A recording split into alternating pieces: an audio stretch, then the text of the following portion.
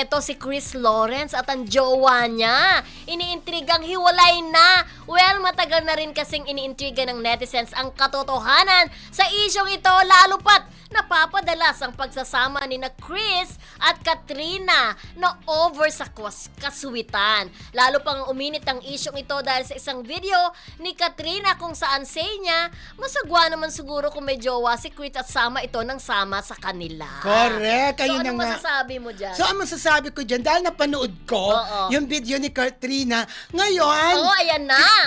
Kinati ang kamay ko. Scoop ito, scoop. Ma-message ko nga itong kaibigan kong si Chris Lawrence. At yun na nga, Mildred. Oo, sa message niya sa akin, ang sabi niya, kakahiwalay pa lang daw nila ng kanyang girlfriend. Ayun. Parang ayoko naman pumalakpak kasi hindi mo naman hinahangad ang kumbaga paghihiwalay ng kahit na sinong magjowa, di ba? True. But I'm sure, ang mga pumapalakpak dyan, yung mga biglang itong love team na to ha, KKK fam ang mga pumapalakpak. Kasama na dyan si Sol Amistig Bacda. Grabe yung kapatid mo. So, sobrang sobrang fan siya ni na Katrina at saka ni Chris. Pero ako, alam mo, meron na rin akong hint na hiwalay na. Kasi nga, bilang babae, hindi mo, kung halimbawa ako yung girlfriend ni Chris Lawrence, di ba?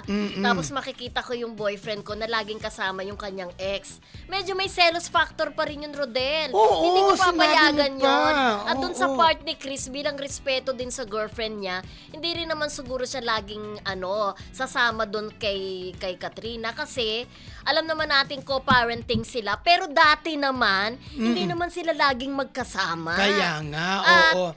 At na rin nila talaga yung kanilang channel, yung KKK Fam. Kaya parang may idea ka na na hiwalay na ang dalawang ito. Ganun. Correct. Kasi nga, nung inaayusan ng stylist niya si Katrina, may nagtanong talaga, sumabat nga yung kanyang stylist, sabi niya gano'n. Single siya. Sabi niya, single siya. Alam nga naman, papayag naman ako na sumasama siya sa amin kung hindi siya single. Ibig sabihin, may respeto rin bilang babae. Si Katrina. Inaalala din niya yung magiging reaksyon ng girlfriend ni Chris Lawrence. Correct. Actually, alam mo, Mildred, alam na ni Chris yan na mangyayari yung ganyan, di ba? Yung pagsasama nila na madalas ni Katrina, alam niya na magiging yan, katanungan sa maraming tao kung sila pa ba, di ba? Correct. Maraming mag-uurirat. So ayun na nga, binasag na po ang katahimikan ni Chris Lawrence at sinabi pong kakahiwalay pa lang nila ng dati niyang girlfriend. Tsaka alam mo, parang napapansin ko, hindi lang yun. Halimbawa, si Katrina, nag-post kasi siya, nagbebenta siya ng mga gamit kasi nagde-declutter siya Kumbaga nagbabawas ng mga lumang gamit. Siguro marami silang bibili na bago. Yung isang chair na pang massage, sabi niyang ganon, advice nyo ko, kumbaga advice nyo nga, ako ibebenta ko to. Pero sabi kasi ni Mr. B, Mr. B kasi ang tawag niya kay Mr. B at saka Miss B. Yung mga tao, hindi pa rin nila alam kung anong ibig sabihin nung B. Nung ang nag-live si Chris Lawrence, sabi niya, yung Biba Be, yung Biba Babe, yung Biba Baby, hindi nila talaga nire-reveal kung ano. Ang suggestion ni Chris Lawrence doon sa chair na yun na pang-massage, alam mo yung pang-massage na chair, ilagay na lang daw sa taas. Ayaw niyang pabenta, kumbaga. Ibig sabihin, para sa lahat ng ginagawa ni Katrina, may suggestion ng isang ex, di ba? Isang Chris Lawrence, may something. Oo nga. Diba? Kaya nga. Alam mo, very exciting to. Lalo na yung mga kamarisol natin na talagang sumusubaybay dun sa love story ng dalawa.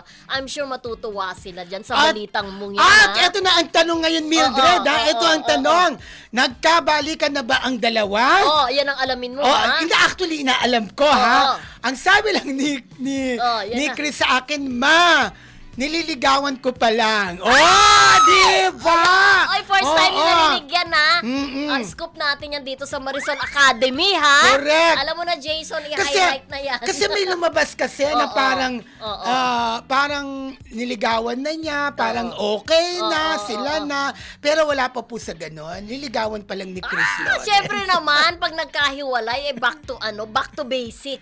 Diba? Kailangan ligawan mo. Ngayon ako naniniwala na pagdating ng Ng panahon, baka ikaw rin at ako. Bagay And sa kanila. love is lovelier in the second time around. The second time around rather. True. Diba? Oh, Oh. ano masasabi nyo?